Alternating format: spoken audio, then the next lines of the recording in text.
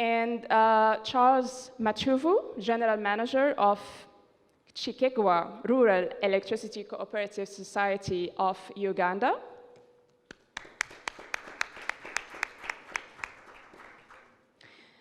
And also we're welcoming Fumumzi Mazia, the General Manager R&D of the Eswatini Electricity Company.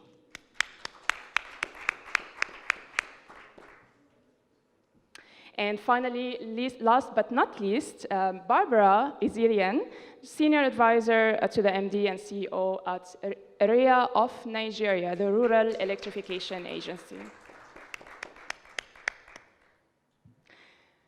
So the discussion today that we wanted to have with all of you is about the challenges, the opportunities, the lessons learned, the new innovations of the fantastic topic, our favorite of all times, rural electrification or universal electrification in general, trying to discuss what's going on between, or what's the balance between the utility scale investment strategies and the off-grid investment strategies.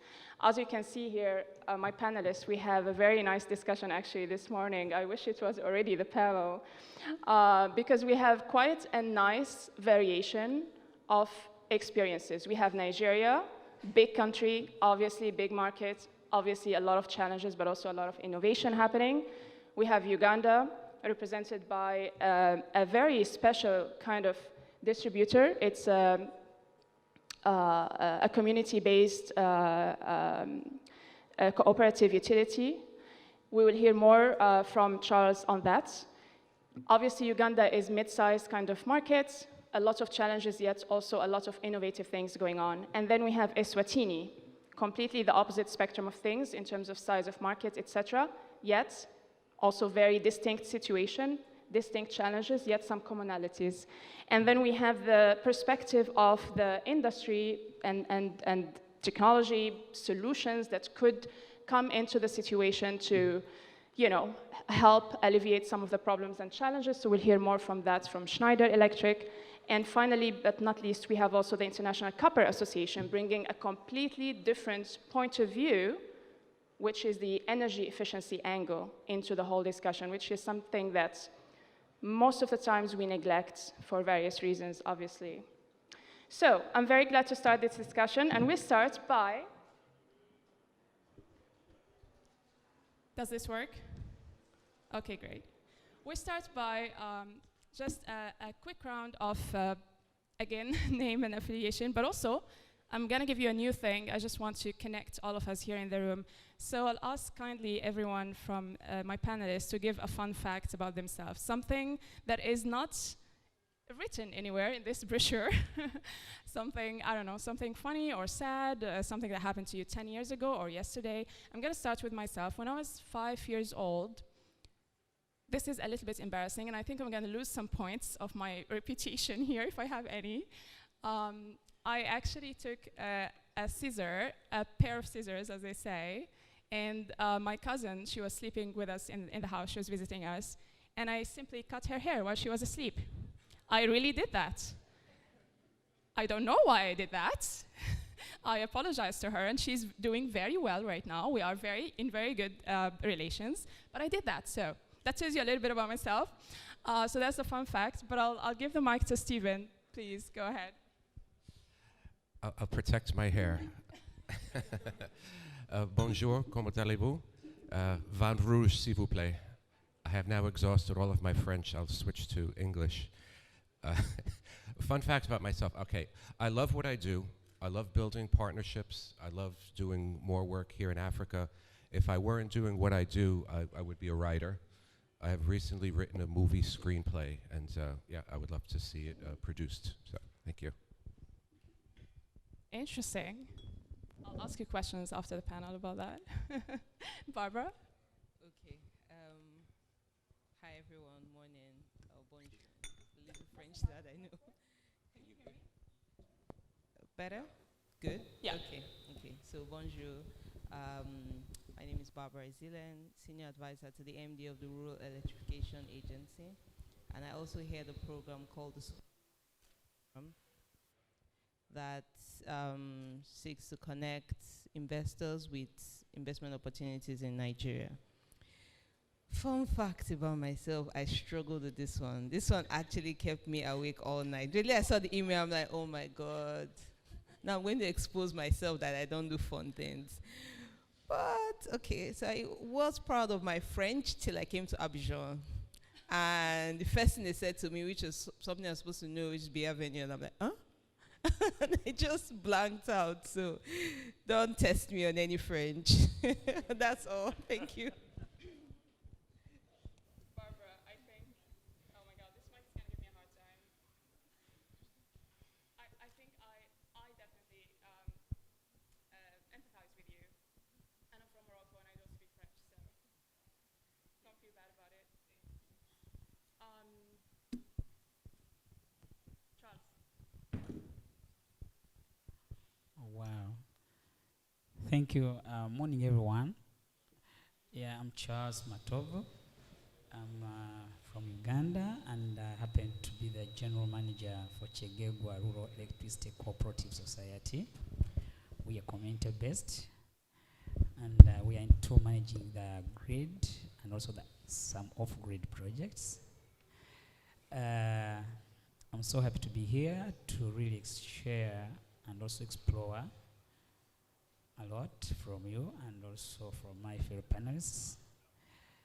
I'll say I'm so much funny, but this is the reality of me. I love God. And every morning, I make sure I dedicate 5 minutes to God and I pray. Can I ask you, did you pray today? Any one of us here who did any single prayer recognizing God that we are here in Ivory Coast? Anyone? Wow, praise God. Thank you so much. Thank you, Charles. Thanks for that. Fumuzi. Thank you. Good morning, everyone. Mpumuzi Mazia from Eswatini. I'm the General Manager for Research and Development. Amongst other responsibilities under my portfolio is generation expansion, as well as infrastructure projects. A fun fact about me, I love choral music, but I'm a horrible singer. Thank you. Thanks. Mansour. Thank you, Ilham. Good morning, everyone. So I'm Mansour Nyongsek. I'm sales manager at Schneider Electric for access to electricity, access to energy, in charge of Sub-Saharan Africa. So I'm still wondering if I have to share this fun fact about me. But in the past, I used to be in a rap group. So if you hear me with some rhymes, it's normal. Thank you. Very nice. I think I see some kind of grouping happening here. Thank you very much for sharing those things with us. Moving now to our topic, I think we said that we start by another quick round of digging a little bit deeper into what each one of you does in your own capacity towards solving or contributing to universal electrification. I'll start with you, Mansour, but from the challenges perspective, because as a technology provider, you work in different countries and you see things from the big picture. What are the challenges that you face? Thank you, Ilham, for this question. I think, as you say, today we do have, let's say, a general position because we are not only operating in one country. And related a little bit to the subject, there is a key word actually. I think it is holistic. And unfortunately, it's related to one of the challenges we are meeting a little bit when it comes to universal electrification. Today, we assume that in Africa, we are not going to reach universal electrification without a mix of integrated solution. But unfortunately, in most of the sub-Saharan African countries, we do have a mix of solution, but not integrated. Let me explain. We know that some solution we are using right now may be replaceable. For example, if you talk about solar home system, We know that solar home system, because of the limitation of the solution and because of the evolution of the needs of the population, it may be replaceable. But if we consider that, in one hand, we will have, when we talk about utility scales electrification, we have grid extension plus asset extension. In another hand, when we talk about off-grid electrification, there is microgrid. In most of the country, those two solutions are not connected. When I say connected, we can take the example, for example, let's say Senegal.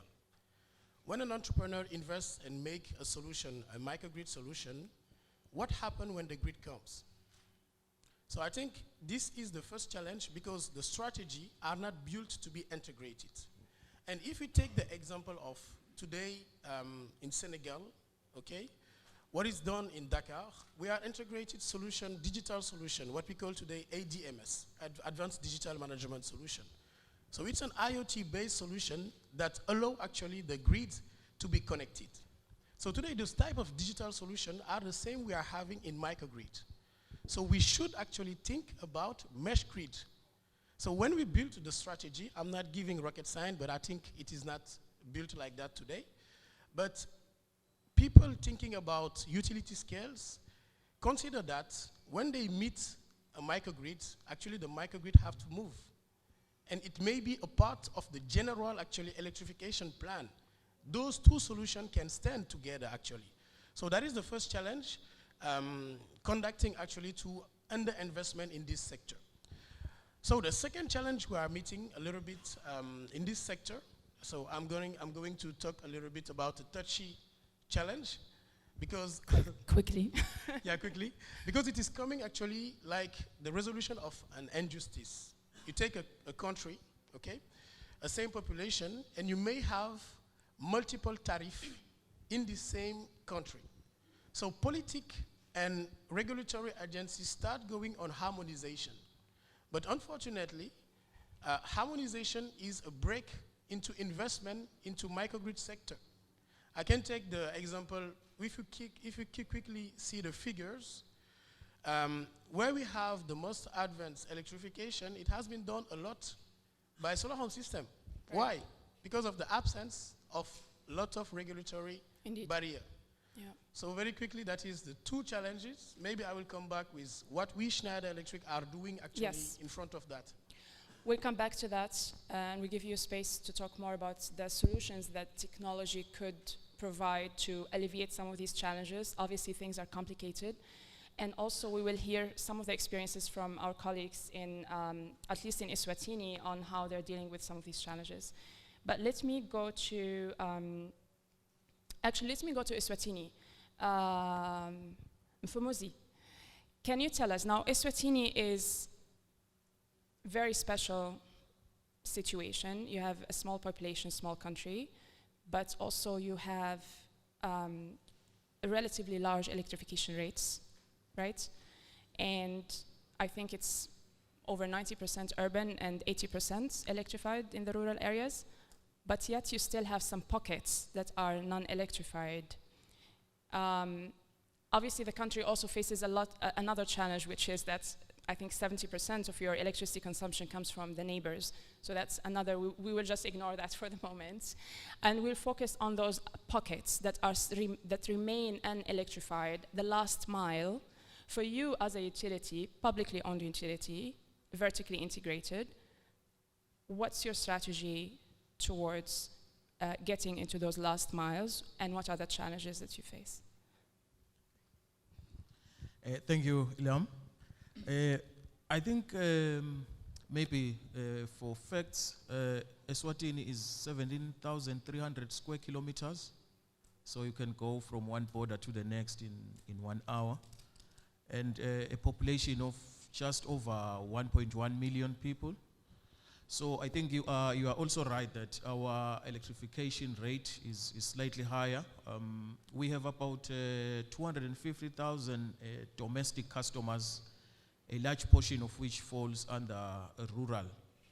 So that gives an access rate of over 80%. Now the remaining say 20%, it is those pockets of the country which are hard to access, and they are, I would say, they are very remote. So taking a conventional grid to those places would be difficult. But we did one pilot project in one of these places, which it's a 35 kilowatt peak plant, and it has about I think it's 28 households. So what we have seen there is that yes, accessing that site is quite a challenge. But one of the things we've noticed was that the tariff is the same as for those who are in the conventional grid. It wasn't kind of a ring-fenced solution. And also what we noticed is that the use of electricity is quite low. So for instance, that plant, it costed about 150,000 US dollars, and per year we make about 1,000 US dollars.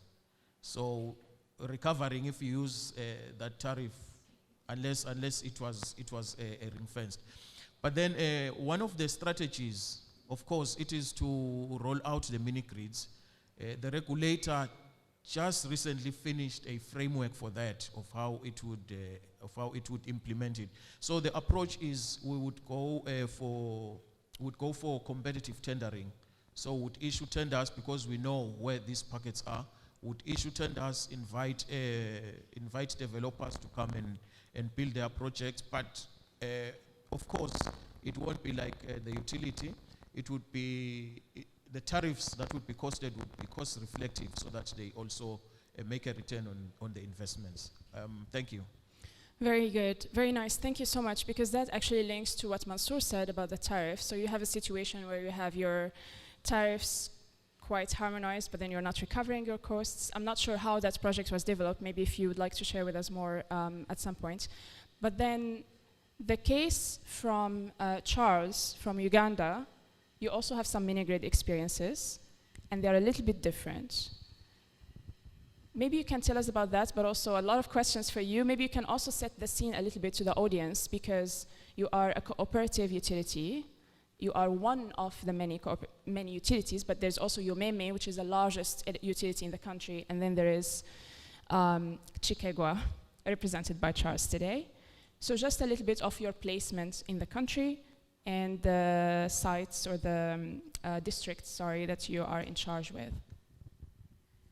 Yes, thank you so much.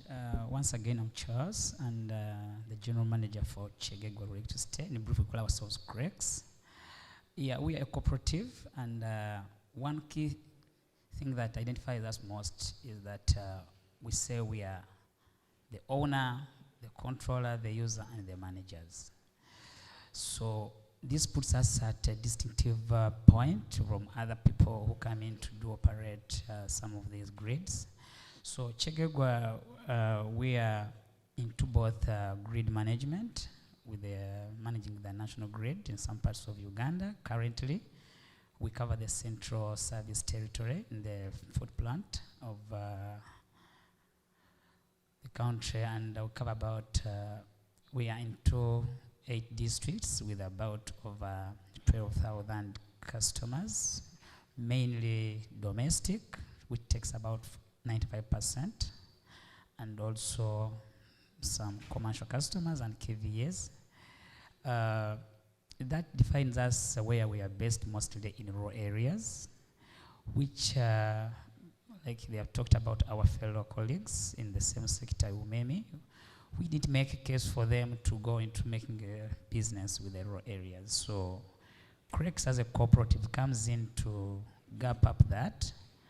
And on the other side, we have ventured into mini-grid operating. And into this, we found out that Uganda is quite wide and a bit getting populated, but you find there are some communities which are hard to reach, but they also have power needs. We, I think, the second in Africa or the world in terms of hosting refugees. We happen to be in an area where We serve refugee settlements of over 300,000. The issue of energy is key, and so we found out that mini grids could be a solution, and we have one that is running with the support from Nereka International and Government of Uganda, and we find some good lessons that I'll be able probably to share in the next few minutes. Thank you. So basically, Charles, you're given one of the biggest challenges to solve in the country because you're in charge of electrifying one of the most hardest to reach pockets of Uganda, Really? with the probably also poorest type of population. Sure. That would be then interesting to hear more in the next round about what are you doing and your experiences across on-grid and off-grid, the mini-grid experience that you were saying. But let's jump now to give the floor a little bit to Barbara. And we're gonna go all the way to Nigeria.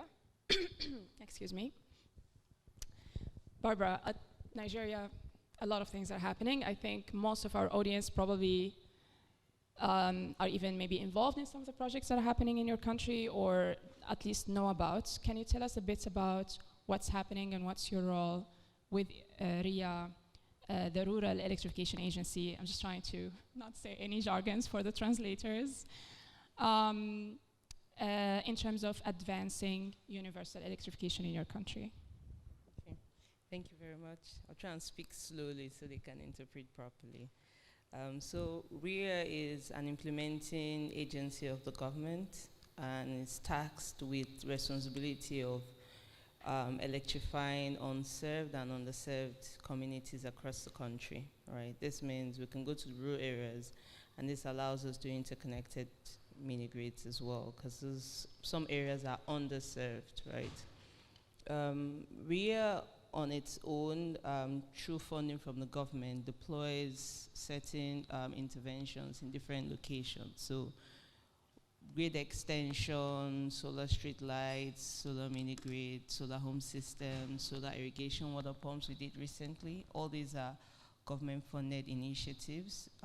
We also have a number of programs. So we have a Rural Electrification Fund that provides capital subsidies or capital grants for investment opportunities that would ordinarily not be viable to the private sector. We do that to de-risk the transaction and also get the private sector to look in a particular direction that they would ordinarily not go to, right?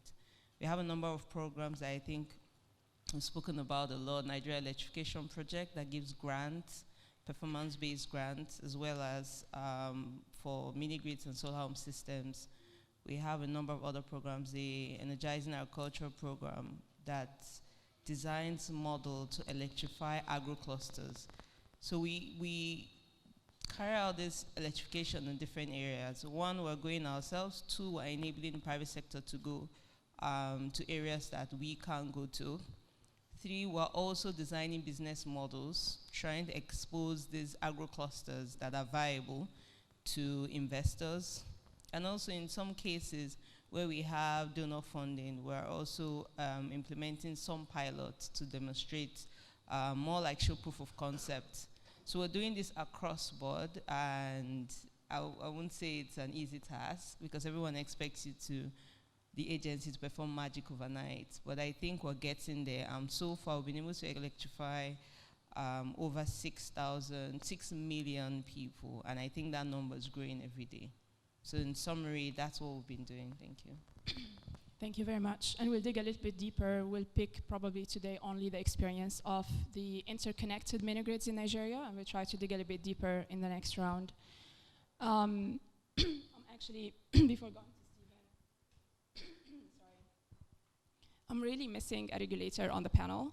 Would be great to have a regulator with us today, because I think a lot of the challenges that Mansour said relate to the regulator's job. So I encourage, if there are any regulators in the audience, to ask us some tough questions or contribute to the conversation when we open the floor. For me, it's very interesting to also just to reflect on what Mansour said a little bit, that we need the regulations and the policies to be what they call the 3 L's, right? Loud, so very transparent, very clear, long, no surprises, no investment, investors don't like surprises. So you need to have a stable, long-term regulations that are stable. and legally binding. So you need things to be serious for people to take you seriously. And I think these are probably corresponding to a lot of the common challenges that we see across different countries, to a varying extent, of course. But now we're going to shift gear a little bit and go to Stephen, because he represents a very interesting institution. I don't know if you all saw the title, the International Copper Association. When I saw this, obviously I Googled it and I learned more about it, but I would like to ask you here, what brings you here with us today? Obviously, we always talk about bringing adjacent industry to us, right? And here we are, mining industry. So can you tell us a little bit about what brings you here today and what do you do in your daily work towards universal electrification? Sure, thank you. Thank you so much. I think there's maybe two elements to that question, right? We have copper as the material itself and then as an industry. As a material, it's critical to the clean energy transition and decarbonization. So if you speak about renewable energy, electrified mobility, energy efficiency, I would say those are the three main pillars of a transition away from fossil fuels. They all require copper. Renewable energy needs 4 to 12 times as much copper as does fossil fuel-based generation. An electric vehicle uses 3 to 4 times as much. And to make products, appliances, industrial equipment more efficient, you typically need to use more copper. It's the best non-precious conductor of heat and electricity. But then in terms of the industry, I do represent an extractive industry, and our most challenging stakeholders tend to view us with a narrow and negative focus. They see the mining activity and not the benefit that comes from it. Copper is I would say, as closely linked to the UN SDGs as any other metal or material. So to try to ensure that we have a more balanced look at the industry, the International Copper Association, on behalf of our members, we build partnerships, and in particular around SDG 7. We have 3 sustainable energy programs here in Africa. Our long-standing one is United for Efficiency, or U4E, and that is transforming emerging economies towards energy-efficient appliances, lighting, and industrial equipment. At COP26 in Glasgow, so about a year and a half ago, we launched CORE, the cornerstone of rural electrification, and one of the main reasons why we're here is to expand the work of CORE by inviting new partners to join, and importantly, to look for investors. I won't speak as much about CORE in this session because I'll be speaking about it later this afternoon. And our most recent initiative is GEAR, Grid Efficiency and Resilience. So while CORE operates off-grid and DRE, GEAR operates on-grid. And I think we have a short video to show about GEAR, which could explain it more concisely than I can if we're ready. Here we go. Africa. That's the video, but not the audio.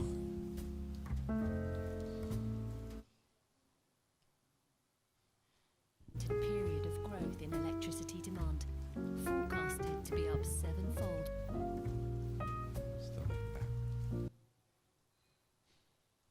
This reminds me of when we had the launch event in Rwanda. In developed countries, total grid losses typically range between 7 and 10%.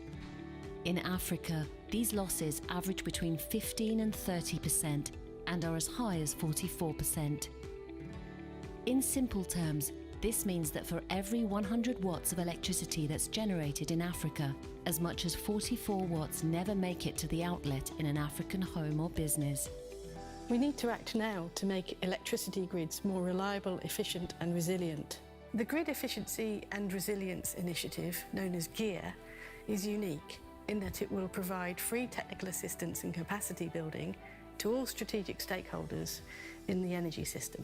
The IEA is proud to be part of the GEAR initiative and invites like-minded organisations to join us in putting people at the centre of Africa's clean energy transition. This is essential to the equitable social and economic development of the region.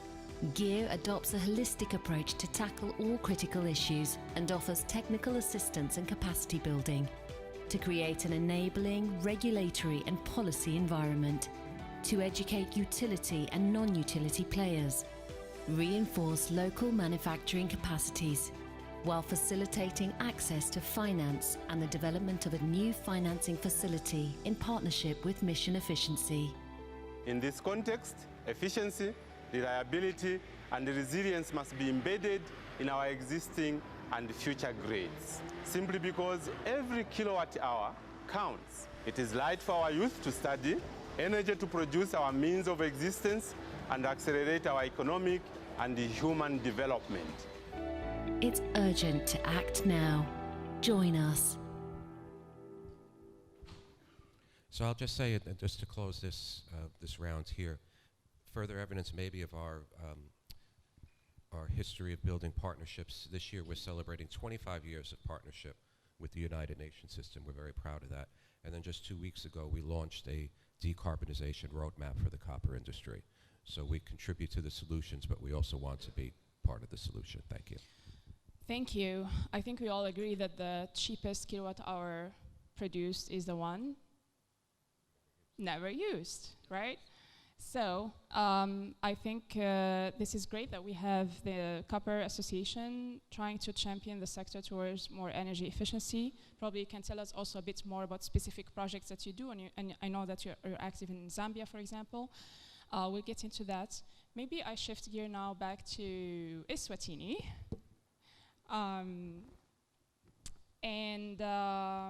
Mfumuzi, you said that obviously you have this last mile now challenge for you, right, as a utility. Can you tell us a little bit more about your strategy or experiences, or where are you heading?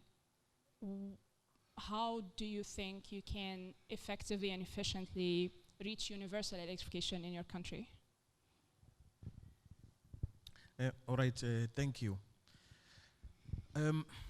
Maybe if I may start by, in terms of providing access to rural homesteads, there are ways that the government has put into place. But that focuses on the grid. Now, I had said these pockets in Eswatini, which cannot be reached by the grid, certainly the mini grids is an option. And seeing now that the utility, from what we have seen in the pilot project, undertaking those projects may not necessarily be in the interest, if I may put it that way, of the utility. But of course, we want to see these homesteads electrified. So this is where we think private sector would come in, especially because as soon as the enabling legislation is put in place, developers would be able to design projects and as well as make models that would prove that those projects are viable. So that is the strategy that we have, and we are also working closely with the regulator in terms of increasing generation capacity. So for us as a utility, we are seeing this as a relief. Instead of, say, we are building a bigger plant, we have smaller plants there, and everyone can have access to electricity. So it would be a way that private sector is working closely with the utility to achieve to contribute towards universal access. Thank you. And I'm really itching to ask you about affordability, but I know you're not a regulator, so I'm not sure if that's appropriate. But is there anything you can tell us about how do you think the problem of affordability then, when you have these mini grids in those last miles? Okay. All right. The regulator, just like any regulator probably in the world, the tariff methodology that we follow, it looks at the revenue requirements, and then there are expenses that are removed from that, and then you are allowed that revenue, so you work out the tariff from that information.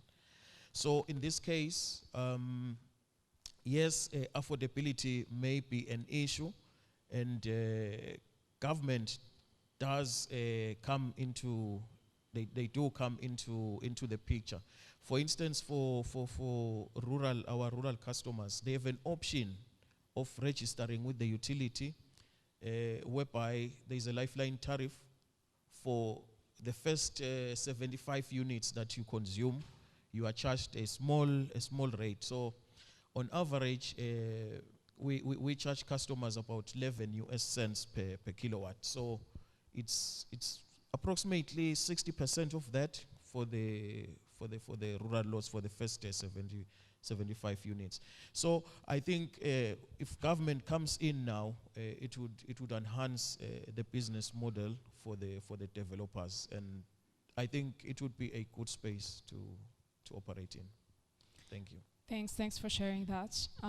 So lifeline tariff, probably that's the way forward. Yeah.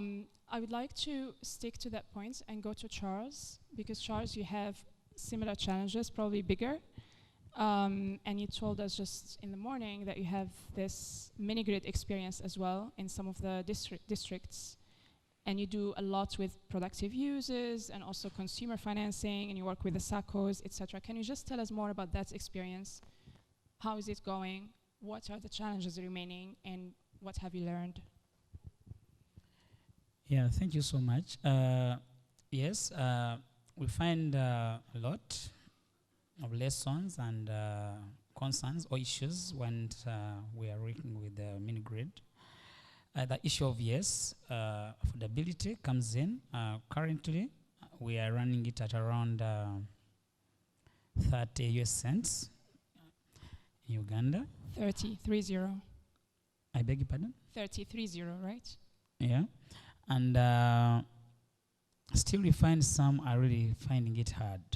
However, as CREX, being a cooperative, we have come up with some innovation toward that.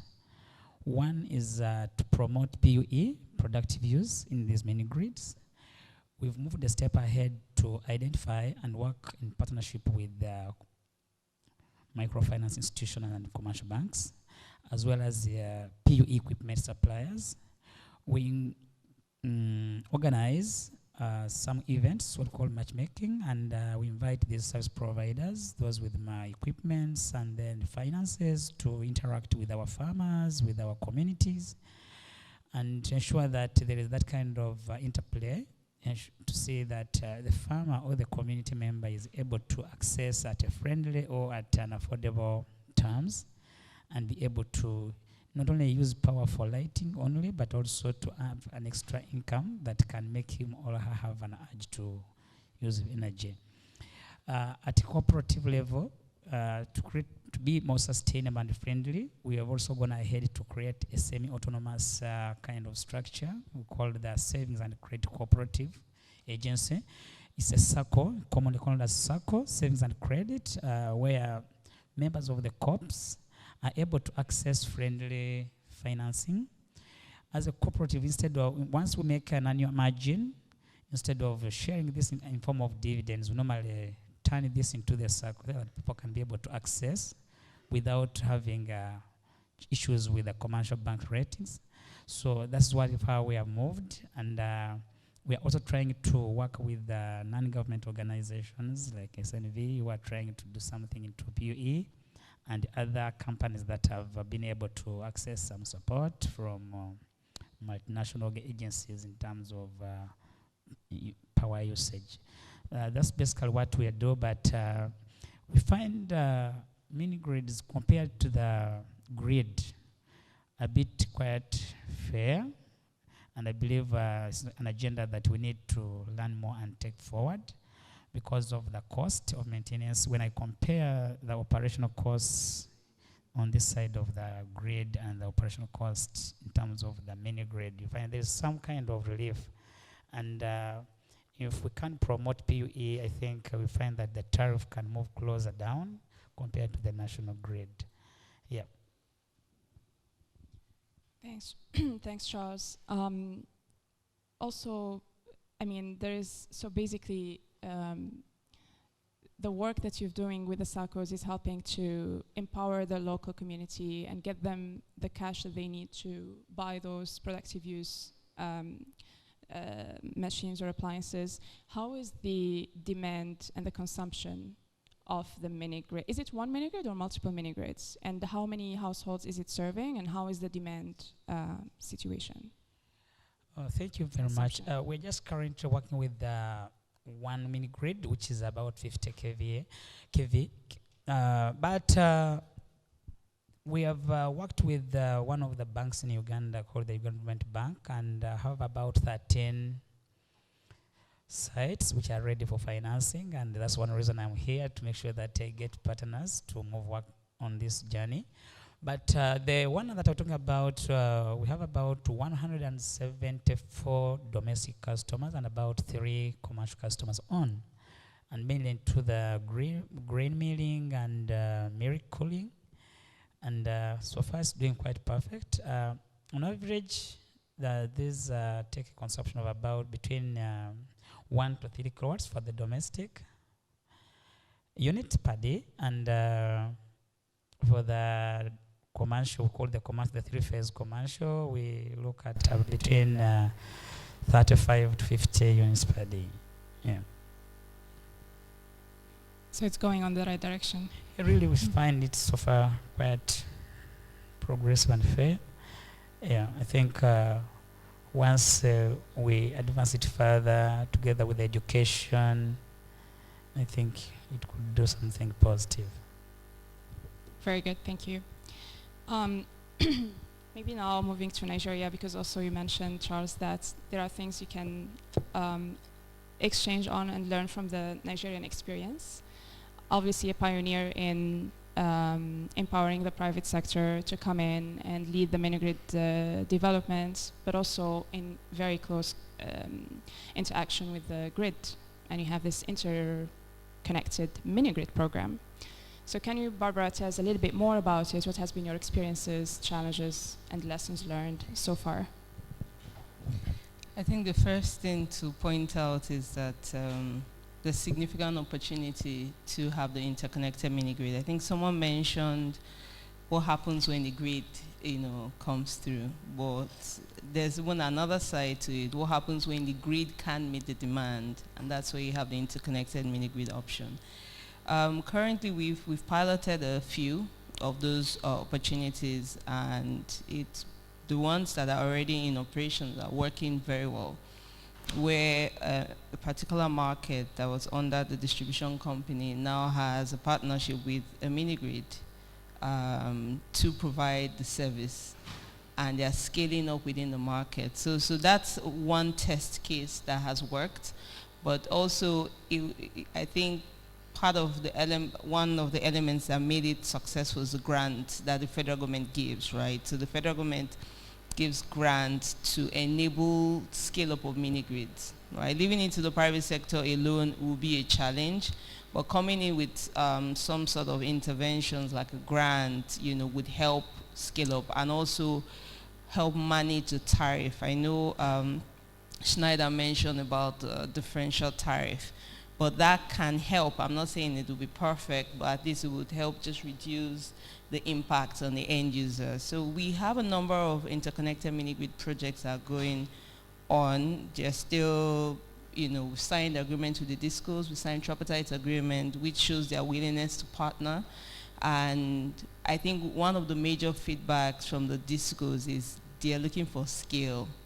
So they are not just looking to partner, they want to see a number of projects, not just, I want to build 1 or 2 mini-grids. They want to hear, we're willing to build 10 mini-grids, and they can start making plans, right? So there's a huge opportunity, huge market for both the developers and also investors to play in this space. And I think it's also a safe place because the discos know the market, they know the customers, they understand the customers, and they can easily predict the demand over a certain period of time, right? So I think there's a huge opportunity, and for us, what we've learned is this is one major component to include in our plan to provide, energy across the country to unserved and underserved locations. Thank you.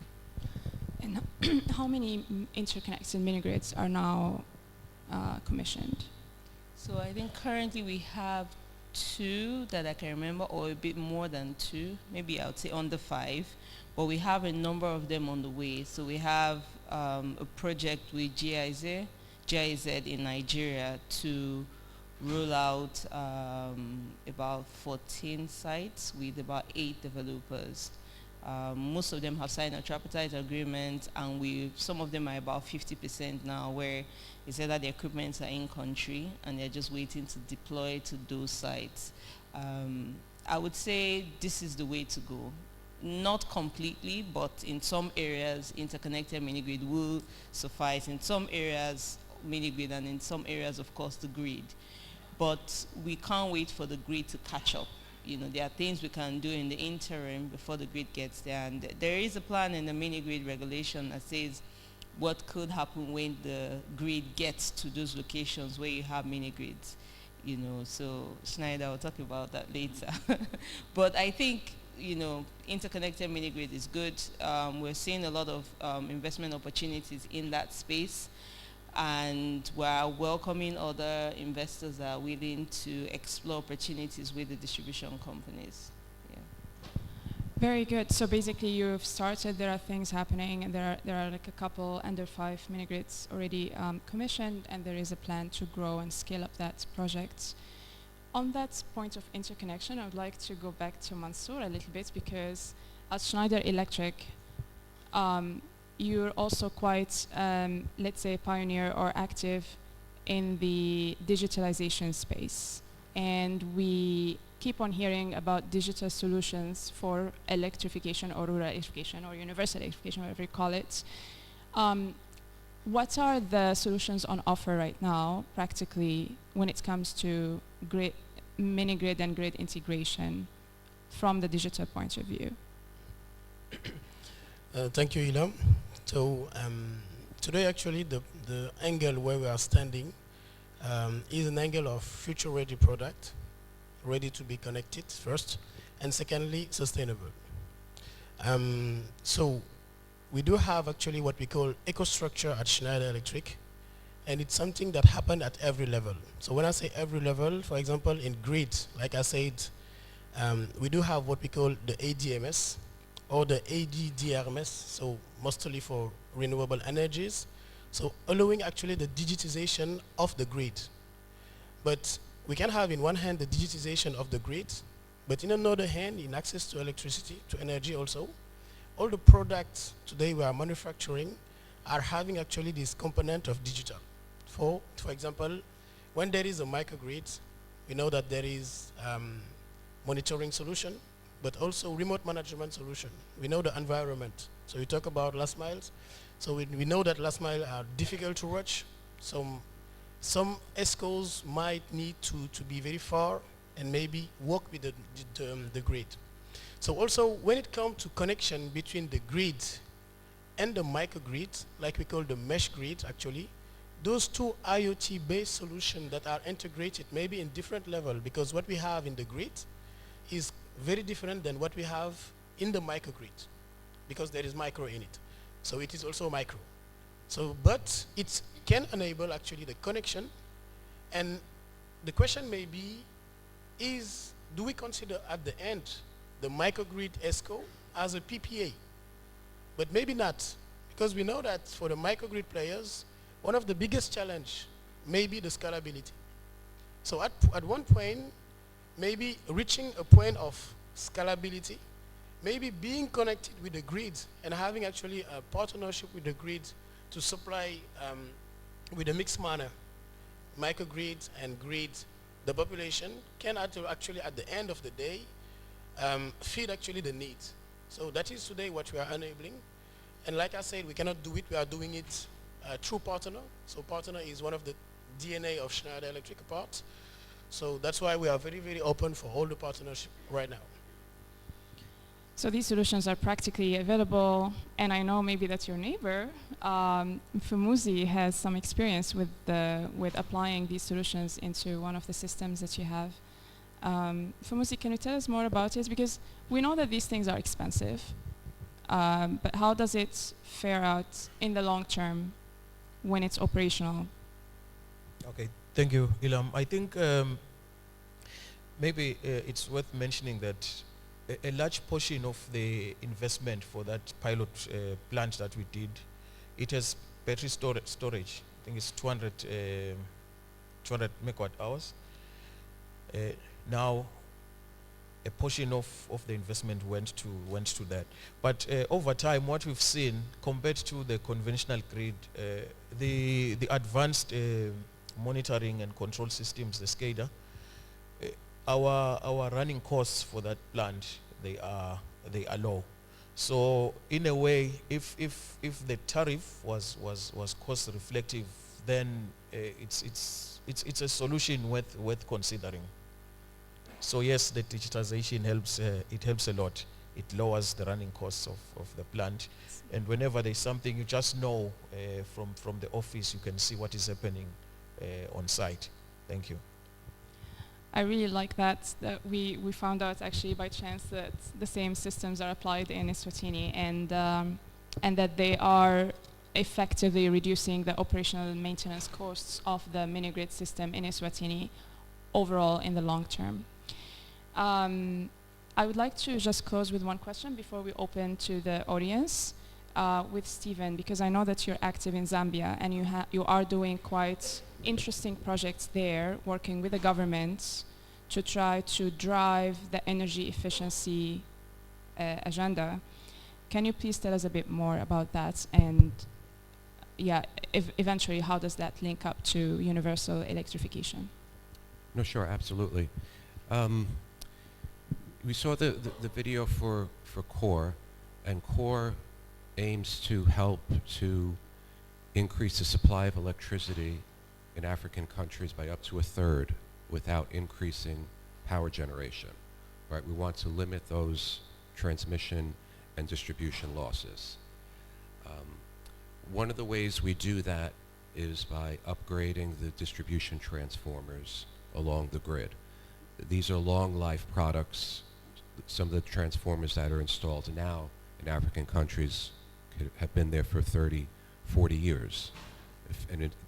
Technologies obviously have evolved in those decades, right? The issue becomes to define an energy efficiency project, and I spoke about this a little yesterday. I made an intervention in a panel with the development finance.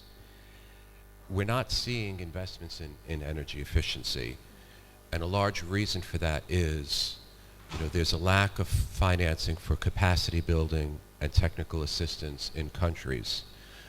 Who pays for that upfront work that will lead to a large project in Zambia and in other countries? To take a step in a different direction and then to come back, the CORE initiative is all about capacity building, right? We're training people in countries to install and maintain their DRE systems. And we heard a number of speakers yesterday talk about the critical importance of having skilled workforces, right? So far, the International Copper Association is the only one that's funding that work. And there must be other agencies that would be willing to fund that work. And then, we have ARE as our leading implementing partner in that. GEAR becomes a different challenge. So for a lot of reasons, we want to do our first GEAR project in Zambia. But to get that project off the ground, we know from experience there's a need for several $1 million of capacity building and technical assistance.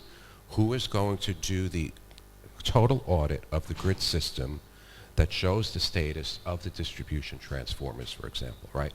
Who is going to be able to model what the energy savings is going to be and at a level of confidence for an insurance company to come in that will insure the project so that the development finance can come in and then have the confidence to go forward, right? So, this is a massive challenge. Less than 1% of the funding that goes for energy efficiency is for capacity building and technical assistance, and there needs to be a paradigm shift right there. So, my reason for being here is to, again, to try to build partners for projects in places like Zambia, and then we'd like to be able to go to Nigeria. We have interest from the DRC, and then moving beyond this region, right, to Asia, to Latin America, et cetera, et cetera. Thanks, and I think we all agree that we have really like a puzzle, and we're all trying to put one part of the puzzle together to get the big picture, and you're definitely playing a role. And maybe a shout out to all the institutions and philanthropies in the room, if they're active and working in the field of capacity building around energy efficiency, to reach out to you. Thank you very much for that round of questions. We would like now to move on to the audience. I'm really sorry to keep you waiting for so long. Hopefully not so long. I'm not keeping track of time, so I think we're doing well. Please bring in your questions, and I would like to make sure that all of us have, well, if we need one of these, that we have them and that they're working. Yes. What a panel. Yes. Please, introduce yourself and where you're from. Merci, je suis M. Koué Valérie, je viens du Cameroun.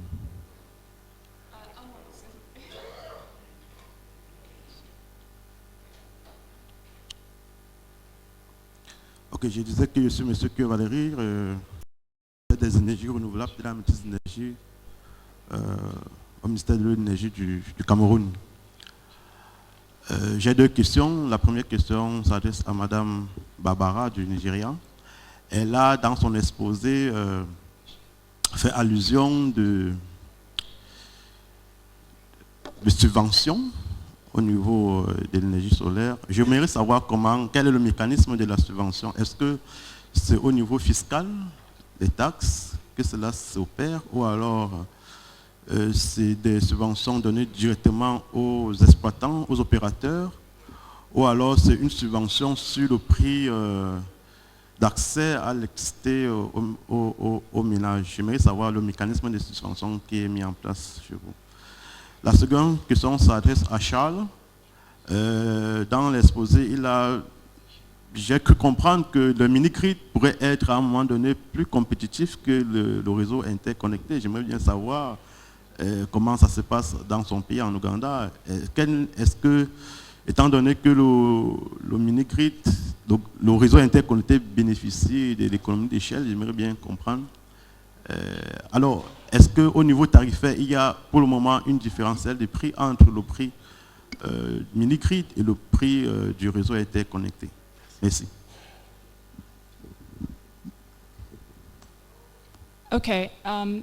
Thank you very much, and please allow me to speak in English.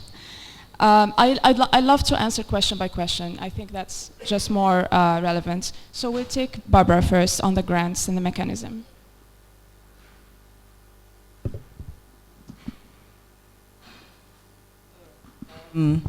Great. So we have a program called the Nigerian Electrification Project, where the federal government of Nigeria gives grants. So I'm not talking about incentives, I mean grant to the developers. And under this program, we do more performance-based grants, where per connection, you have a certain amount that is given to a developer. So if you're a developer and you have 10,000 connections, we give you $600 per connection today, times the number of connections. It's a performance-based grant, meaning that you should have either deployed to the site or have connected the household before you qualify for the grant. There are pre-qualification terms that you must meet, so it's not just anybody. You must be pre-qualified first, meet all the technical specifications, they will carry out audit on your company, all of those things, legal search and everything to get pre-qualified. Then you sign specific grant agreements. So you can't just, you would have signed that you're deploying to a particular site, and then we'll check all your submissions before you deploy, and then you can come back to claim the grant. It's on a first-come, first-served basis, meaning that a lot of people are welcome and we just keep disbursing. It's a total of $550 million that has been used for this program. And we're doing the grant disbursement for solar home systems, for the mini grids, and also for productive use. For productive use, it goes to the equipment user, so the end users themselves, not in cash but in kind. So we pay up to 60% of the cost of the equipment, and also the transportation cost of moving the equipment to site, which is an additional cost that could go on the equipment if we don't take that cost up. While the other grant scheme for the mini grids and for the solar home systems go to the developers themselves. For the solar home systems, a percentage of the grant is expected to reduce the cost to the end user. So that part is more of a discount, that is a compulsory discount that the developers must give on their system. So assuming your system, your unit costs $100, we expect you to sell it at $800 because a percentage of that grant goes to the discount and the other percentage goes to ensure viability for the developer. I don't know if that explains it. Thank you. And you can also have a bilateral discussion, the two of you, if you have follow-up questions. But I think that was a fantastic question. Thank you for that. Charles, I don't know about the interconnected mini-grid because I think your mini-grid is not connected with the grid, so please explain that. Yeah, thank you so much. Yes, the mini-grid that we operate is not interconnected, but we can still give a comparison. Uganda, currently, I think that the rate of access is about 46 in the rural areas on solar and about 24 on the grid. What am I meaning in this is that the cost of investment of government and other players extending electricity to the far reach end of the community is quite high if we go with the grid. And this gives a comparative advantage to the mini grid and gives this a plus. Two is the geography and also the quality of service. In Uganda, we have had challenges with the reliability issues, which is currently not the case with the mini grids. So the people, the community that are on mini grids, I really find it quite positive to move on and than those in the grid. Only one issue comes in when, as we promote productive use of energy, and we find that probably the mini grid capacity cannot really favor every customer that could wish to do business in that certain areas. But the rest gives it a comparative advantage. And on the side of tariff, yes, this varies. Like I said, that currently the regulated cost we have is about US cent 30 US cents, and compared to the grid, which is about 20, 22, 21. So this is really made to make sure that it brings out a business case for the developers, but with the element of subsidization, you find that it makes a lot of meaning to the community or to the beneficiaries or the users of the mini grid power. Yeah, thank you so much. I hope that answered your question. So the mini grid is not connected to the grid, and the tariff is around 30 US cents per kilowatt hour per unit. We have, I see a lot of hands, but I see, okay, there is a gentleman next to you, but there was another gentleman. Okay, he has a mic. So we go here, and then we go to the gentleman with the hat, and then probably the gentleman with the red hat over there. Okay, so let's start with you, sir. Oui, bonjour. Voilà, je dis bravo pour, n'est-ce pas, cet exposé, ce brillant exposé. Ma question s'adresse à M. Steven Kokoda. Voilà, je voudrais, il a indiqué qu'il fallait, au niveau du renforcement de capacité, avec son projet d'expérience en Zambie, voilà, je souhaiterais qu'il soit explicite. Et il a indiqué qu'il fallait 100 millions de dollars, si j'ai bien compris, pour assurer, n'est-ce pas, en amont, je ne sais pas si c'est 100 millions de dollars ou j'ai mal compris, pour assurer en amont, n'est-ce pas, le renforcement de capacité qui est très indispensable et efficient pour l'investissement. D'ailleurs, même on l'indiquait hier, j'ai posé des questions à ce sujet. Ceci étant, je voudrais que M. Koukouda m'indique comment est-ce que dans le process, dans l'expérience, dans le projet qu'il a en Zambie, comment il compte faire par rapport au renforcement de capacité. Et je voudrais également indiquer que le renforcement de capacité obéit à certains process. Ça veut dire que si on le fait mal, ça ne suit pas. Il faudra prendre en compte les ressources locales du pays pour faire un vrai renforcement de capacité. Voilà, c'est ce que je voulais dire. Thank you. Very clear. So capacity building. Obviously, we know a lot of nightmares with capacity building in the past. So how are you going to avoid that? And please explain a bit about the number. I think there was a misinterpretation. I apologize if it was unclear with the number. It's certainly not $100 million. You know, maybe $3 or $4 or $5 million, I would say, to define the project properly, right? Okay, so yeah, it becomes, I think, really about data for a project like this. To get confidence, and what we envision, and this is also a problem with energy efficiency, is that, I'm an energy efficiency advocate, right? I'm not a finance expert, so we will be relying on financial institutions to help us define the project properly, but we do know from experience that we will not get to an investable, a bankable project unless we have the right data, and the data don't exist at a sufficient level yet in Zambia or many other countries. We understand roughly what the losses are in transmission and distribution, right?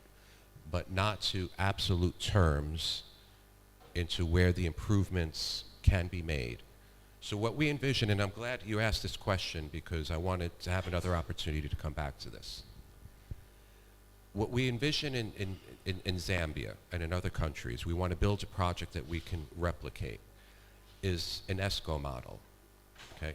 Initially, we want to focus on the distribution transformers because Zambia has recently put in place a roadmap for distribution transformers, including on the policy side. So I would say we have the right enabling environment to do a project there. We have the first step completed with the government. Okay. With that in place, we know that the distribution transformers at a higher efficiency will pay for themselves several times. I mentioned it's a long life product. So in my mind, that screams that we can build an ESCO there, right? Come in and finance, maybe we're leasing the transformers to the utility, and the ESCO is making their money through some of the energy savings, right? But the ESCO is not going to commit to a project unless there is absolute confidence in the data, and that's where the capacity building is needed. The ESCO is not going to want to pay for the capacity building because there is absolutely no profit in that work. So another model that we're considering, and I've written a concept on this that is being reviewed by potential partners. Can we have philanthropy come in and fund the capacity building, knowing that if we make these improvements to the grid in Zambia, that there will be a host of socioeconomic benefits, right? So philanthropic organizations that are focused on, sustainable development, economic development in Zambia, would they be willing to come in and fund this work? But would they only do that if the next elements of a project were in place, right? Where we have an ESCO ready to come in and to finance the work, where we have insurance ready to come in to certify the data that the project is going to do what it says. But the ESCO, the insurance doesn't exist, I think, without that capacity building. That's the issue. So again, to come back, not 100 million, from our experience, I don't know, 2, 3, 4 million, probably enough to define the project. So basically, maybe also the terminology here is not helping us. By capacity building, it's also like financial advisory and technical assistance, right?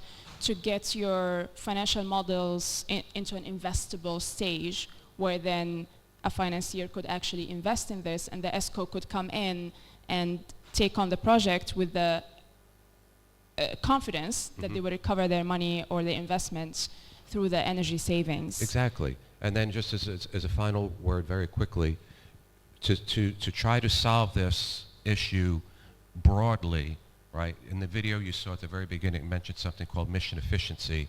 That brings together, you know, all of the energy efficiency actors around the world.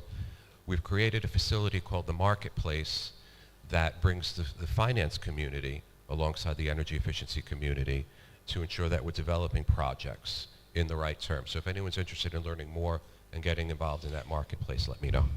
Thank you. And I think the gentleman's point still remains valid. Obviously, for the long-term sustainability, we need to include the local partners and work hand in hand with them, and empower them as well, Absolutely. which I think That's you're doing. That's a minimum requirement for any project that we do. There has to be a demonstrable impact in local communities, and you know, ensuring that we are using people on the ground, so strengthening local supply chains to be able to deliver the products that will be more efficient. These are base pillars of the work that we do. Basics. Great. I'm glad to hear. Thank you, sir. We move to the gentleman. Yes, please, sir. Bonjour, l'assistance. Je suis Moussa Salambere, je suis de la Fédération des inventeurs innovateurs de Côte d'Ivoire. Donc, c'est par rapport aux ODD. Donc, on dit que chaque objectif des ODD, c'est la leitmotiv, c'est l'innovation. Alors qu'on ne voit pas d'innovation. Depuis que je suis venu ici, je n'ai pas vu quelque chose d'innovant. On ne parle que de solaire. Quand on parle des énergies renouvelables et l'efficacité énergétique, ce n'est pas le solaire seulement.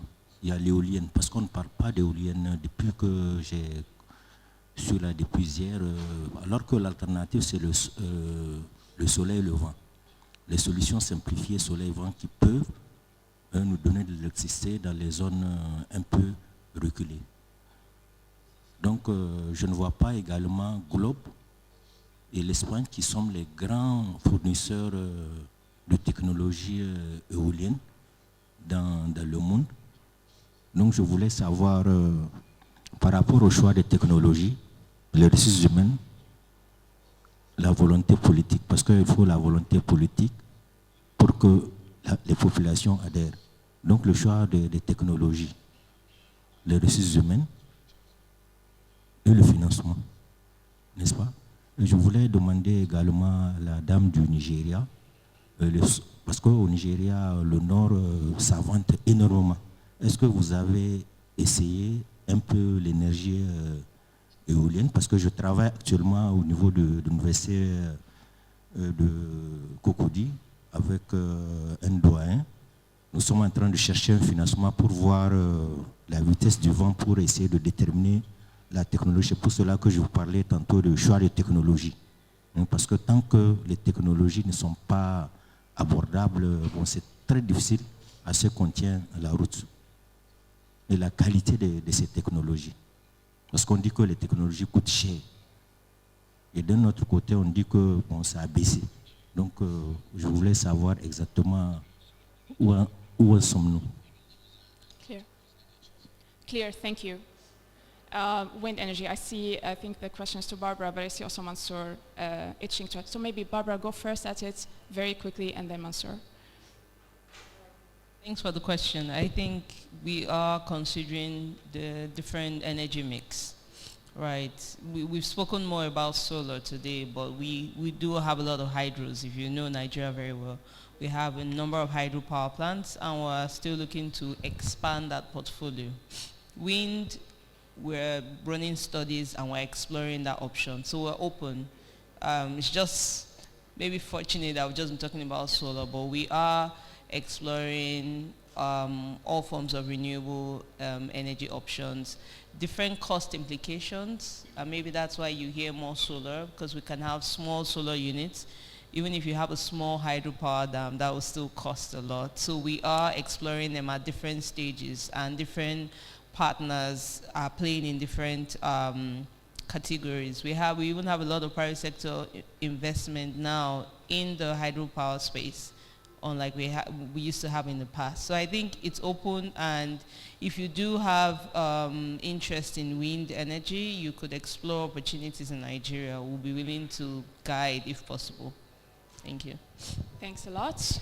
Mansour? I think what I'm adding is in the way of what Barbara is saying, because for us as a manufacturer, we are exploring, let's say, all this type of solution. But at the end of the day, it comes the question of affordability. So what is today the quickest way to give a solution? So I think if we come in Africa, okay, in some country, biomasses are very interesting because, for example, here we do have a very strong agriculture.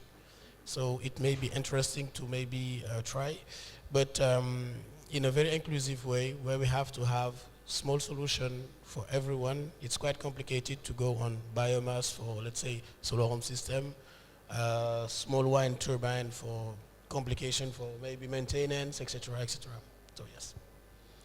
Thank you very much. I think that was clear, sir, so I hope your question was answered. We are running 5 minutes after time, so I'm going to give the floor to one more question. Please make it very quick so that we can take one last question, and then we're off. Please. My name is Obin Agu from Nigeria. Today is my birthday. Yeah. Happy birthday! Happy birthday!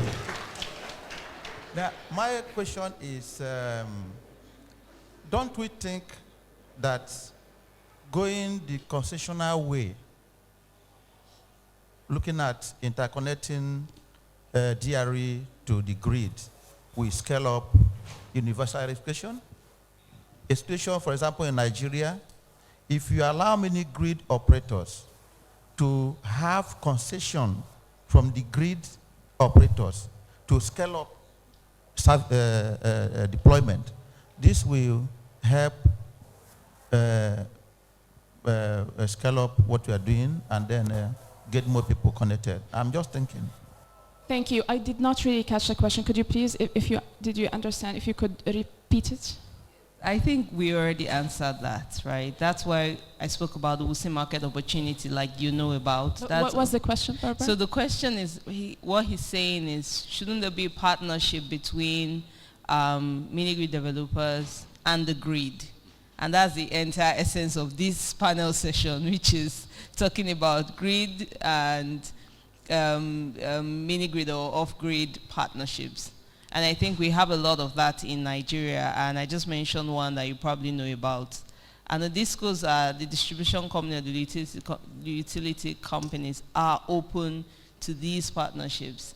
It's now for the developers to get creative, identify those locations, and introduce the conversations. And where necessary, RIA can support in ensuring that we have that we ensure just basically supporting both parties as an honest broker, just to be sure that they reach a neutral point where the developer can generate the energy specified, and also the DISCO is willing to onboard it, or they both honor their contract. So we have some templates we could share, and we could take on these conversations. Yeah. Thank you. Is there any last burning question, or anyone would like to tell us that it's their birthday today? Okay, I see there are 2 hands, but this was first, unfortunately, so we take the gentleman here. Sorry, sir. I just saw you, but we're running out of time. Last question. Yes, okay, thank you very much. My name is Ato M. Koto Senior. I'm the Executive Director for RGO Foundation from Liberia. My question goes to Mr. Mansour. Thank you very much. Mansour. Yeah, okay, sorry. You talk about providing digital solution to mini-grid. Okay, thank you very much.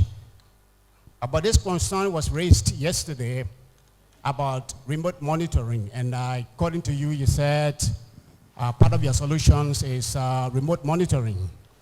But for us, we operate in a region without road network, telecommunications coverage, and everything is just zero.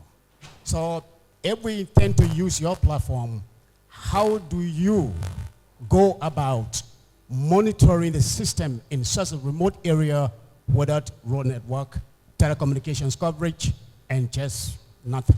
Thank you, very clear, very clear. Tough question to you, Mansour. How do you do that? I think tough question to finish, but I think it is a general challenge, actually. It's not only challenge for we manufacturer.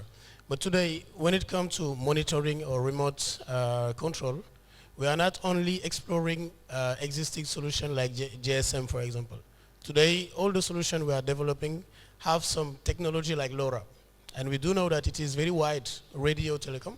So even in tough region where we don't have GSM, we can use this type of solution. So I'm going just to invite you in the booth we have, because I think it is the end of the session. But over there, we are going to demonstrate a little bit the solution that can be used with GSM.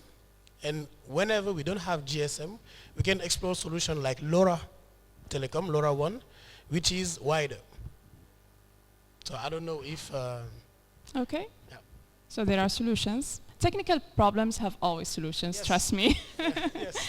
Thank you very, very much. Thank you very much to my lovely panelists. Thank you very much for your flexibility, because we shifted a little bit. I took over the panel only yesterday, so really appreciate your flexibility. And thank you for the audience. You have been amazing. Thank you for all the questions. Have a wonderful day.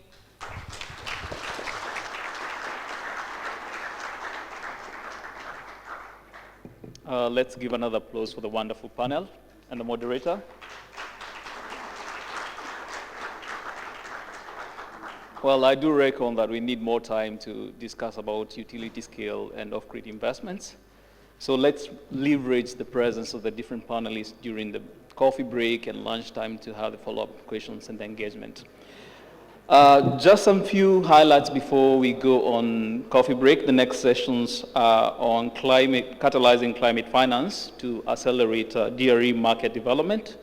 That will be happening here at 11 a.m. The main ballroom. The second session is on bringing productive use of energy to scale with an approach on the technologies, approaches, and lessons learned, and that will be happening in the Ndongele room. Please feel free to visit the exhibition booths to also network with the different participants and the companies. I'll not like to be the man standing between you and your coffee, so maintenant c'est le moment pour le pause café. Merci à tous et à toutes.